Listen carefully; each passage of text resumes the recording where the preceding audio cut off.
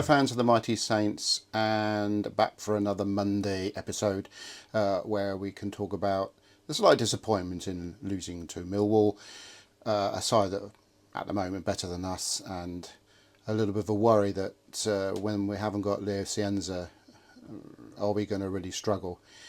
That test obviously isn't going to be shown until we play teams a bit further down the table, but we did miss him. There was also sort of red flag moments when Aribo came on, and he clearly is just trotting around the field with no passion for the team whatsoever, which is very disappointing. We did call for him to come back while Will Still was still in the job, but I think it's quite clear that he should never play for the club again. And there's another question mark over Cameron Archer when he's fit. Is it worth putting him in the side? I think he's had enough chances to show that he can score goals, and he clearly can't seem to score them at this level, or maybe it's just he doesn't want to play for us. Obviously, Romeo came on for 15 minutes at the end of the match, and again, delighted to see him, but he's not match fit, he's not ready to play, and I hope he can regain a quarter of his ability, because we know what a good player he is. Aribo is allegedly his contract is over in January, and I think we might still have to pay him apparently after he goes, but he's going for free. He's been a bit of a waste of money since we got relegated, and shown a certain degree of lack of professionalism. Shay Charles, though, is supposed to be back in training this week, so I don't know how long it is between back in training and actually in the side, but it's good to see he's making progress. Ross Stewart, I thought he'd be out for the rest of the year. He's back in training probably around Christmas time, and then he'll be injured again a little bit after that, because I reckon he's one of the most injury-prone players we've ever had in the squad. According to Alfie House from the Echo, he reckons that 4 wins in a row is enough to get Tonda Eckert the job. I think before Saturday we probably would agree with that, but now a little bit of a setback in that. I personally do want Tonda to get the job, but I know some people were saying, well, let's see how we get on the next 2 home games and see if we can show a bit of bounce back ability. But if they decide they're going to announce him, I'm quite happy with that. It's a home game against Birmingham on Saturday the 6th, and then a midweek home game against another Midlands side, West Bromwich Albion. So if we can get some decent performances and some points out of both of those games, I think that's it. Tonda's our new permanent manager. For the rest of this show, there will be the videos I shot at the Seamless's night at Medina Leisure Centre, Medina Theatre, where we had a lovely evening with Neil Ruddock, who is a right character, but we already know that. He's been on quite a few reality TV shows. Nice chap. He's quite intimidating chap, even though he's quite friendly. He's quite a big, tall man. But and I had to wait quite a long time to get my interview with him. We arrived at 6 p.m. The meet and greet was shortly after that.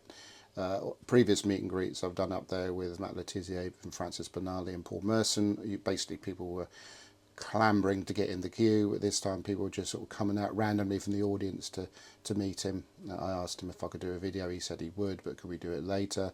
And I asked him again halfway through, could we do a video? He said yes, could we do it later? I said I don't mind waiting to the end. And literally, the last thing was about 11:15. I got the video that I'll be showing you in a moment. Presenting the show, as usual, was Kenzie Benali, and she's always very kind, and probably if you asked her, she'd probably say no, but I just walked up to her with a camera and a microphone, and she did an interview for me. Later on in the show, we found out that she hadn't been feeling very well, so I did feel slightly guilty, but not too guilty about that. And it was all fun to be had. I'm always going to be supporting Seamless's meet and greet events at Medina Theatre, and can't wait to see who they bring for the next one. It's episode 3 of Kenzie Benali on the show. I've got some questions for you. You didn't pre-warn me what you were going to ask me. Well, you got through the last two, Yeah, I I think. did. Right, so the first, you've interviewed a few people Yes. in your time. Yes. Who's the one that made you most sort of go exciting and excited, I should say, that you're sort of a bit like stage struck with? Oh, that's really tricky. I think whenever you speak to someone that's had an amazing career, it's obviously a privilege to speak with them and help to share their stories. But a bit of a cop-out perhaps, but it's genuinely the biggest joy when I get to work with Dad and sit down with him. Not me, then. And then, of course, closely followed by yourself. But yeah, I think when I get to work with Dad, that for me is really special.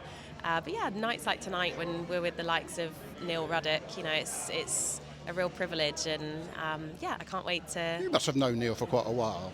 Well, Neil and I were just talking actually. So Neil was at Southampton before I was born. So we never crossed paths. Obviously, Dad and Neil played together, and we were actually just digging out some old photos. Mum and Dad have got a lovely photo of Neil with Mum and Dad at their wedding, and Neil was saying he's got a lovely photo of him and Dad on his wall at home. So they've got some nice memories, but unfortunately I never met Neil. Until today. Yeah, until today. So yeah, it's nice. He said he's happy to be reunited with a Benali. So you said not to talk about today's match, so we won't. No, but we will talk about Tonda Eckert. Do you think he should get the job? It's almost, I know today was tricky. Obviously it's never nice to concede a late winner like that, but you can't argue with what he's delivered. 4 wins from 4. It's not something we've seen for a very long time as a Saints fan, so hats off to him. He's done a fantastic job.